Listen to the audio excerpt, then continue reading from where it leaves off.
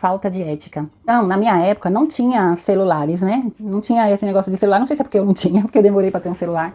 Mas hoje em dia todo mundo tem celular, né? Então você ficar com o celular ligado toda hora, mexendo no celular, sem prestar atenção no que ela está falando. A receptora falou pra mim também isso, né? Falta de ética, né? Porque isso é antiético, né? Você ficar, ou o telefone tocar, você atender, ou você ficar falando de casos de paciente, ficar contando histórias de paciente ali pra todo mundo ouvir.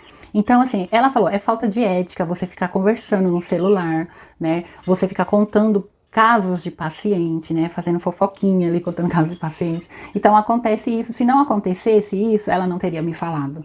Acontece isso quando está estagiando, contar casos de paciente ali. Então isso é falta de ética e ela fala que reprova por conta disso. Então é tipo assim, se a nota é de todas 10, você fica com 7, você fica com 8, porque vai dando ali, né? Ela coloca ética, ela colocou compromisso, então aí tem as notas, né, de ética, de compromisso, de atraso, de não sei o que, tem tudo uma lista. Então ela vai dando nota e no final dá uma nota final, no estágio. Então assim, você já vai ficando com umas notinhas baixas se você tem esse comportamento. E realmente reprova em estágio também é o despreparo teórico e prático. Prático, eu não concordo muito. Por quê? Porque no estágio você mexe com boneco, né? Quando você tá no estágio, você não tá mexendo com a pessoa ali. Quando você vai pra estágio, aí você vai mexer realmente com uma pessoa, é diferente de você estar mexendo com boneca.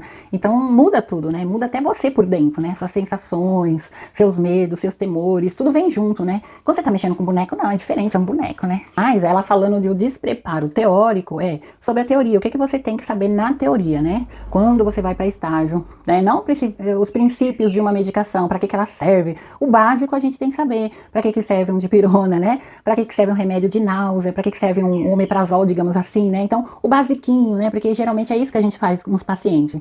E às vezes os pacientes, eles perguntam pra gente, para que serve essa medicação? Então, assim, quando eu sei, eu falo, essa medicação é pro seu estômago. Eu já chego falando até, é pra melhorar, tá, o seu estômago, tá? Porque você tá tomando muita medicação e pode te dar náusea, então é pra isso que o médico tá te dando. Mas tem algumas medicações que a gente nem pode falar o porquê que a gente tá fazendo aquela medicação. No caso, pra que ela serve. Por quê? Porque às vezes a medicação ela serve para várias coisas. Aí a gente fala, serve para isso e o médico tá fazendo para outra coisa. Então é bom a gente nem falar para eles para que serve aquelas medicação, né? Quando é uma medicação específica, alguns antibióticos específicos, né?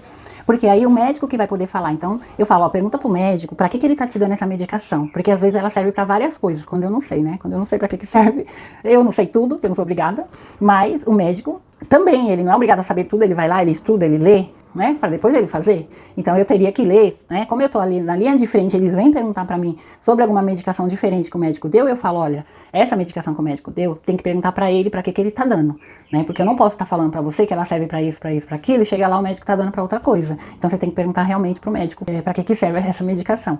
Então eu vou saindo ali de tangente, né? Mas eu também posso pesquisar, posso perguntar para a enfermeira também vai lá dar uma pesquisada e a gente voltar com a resposta também, né? Dependendo da medicação, você volta com a resposta e dá a resposta para o paciente. Então, nem tudo você tem que saber. Você pode pesquisar, você pode perguntar, né? Mas o basiquinho é bom a gente sempre saber, senão a gente reprova, né? Então, vamos supor, o básico, o controle de sinais vitais, quando tá alto, quando tá baixo, demais. Por quê? Porque se tiver muito alto, você tem que comunicar.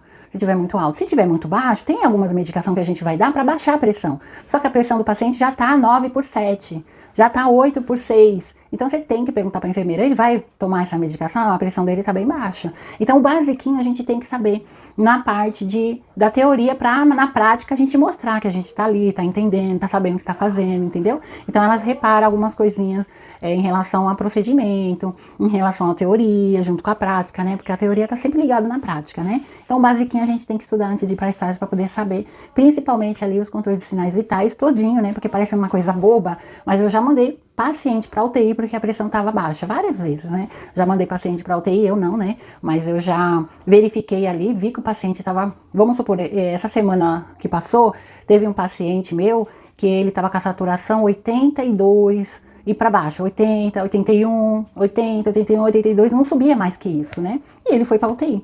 Eu fui, comuniquei, bem na hora de passar o plantão, eu fui lá ver, tava baixo, aí as enfermeiras que estavam chegando já falou, coloca um catéter, vamos ver se sobe, não sei o quê. Na hora de pegar o plantão ali, eu fui fazer os controles dele e vi que tava caindo uma saturação e no fim ele foi para UTI, esse paciente, né? Então, assim, é bom a gente saber mais ou menos o básico, né? Que 80 para baixo é ruim, pra gente poder comunicar a enfermeira. Gente, cumprir regras, né?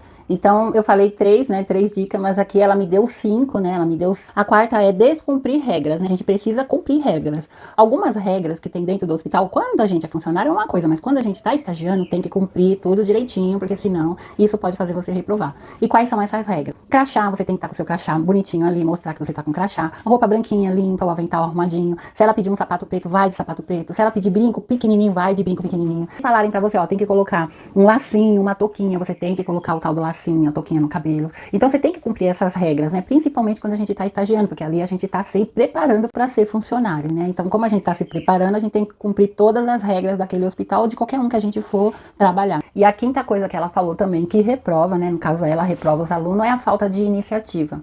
E eu desconfio que seja isso que tenha me reprovado nos meus 2 estágios, num deles pelo menos, né?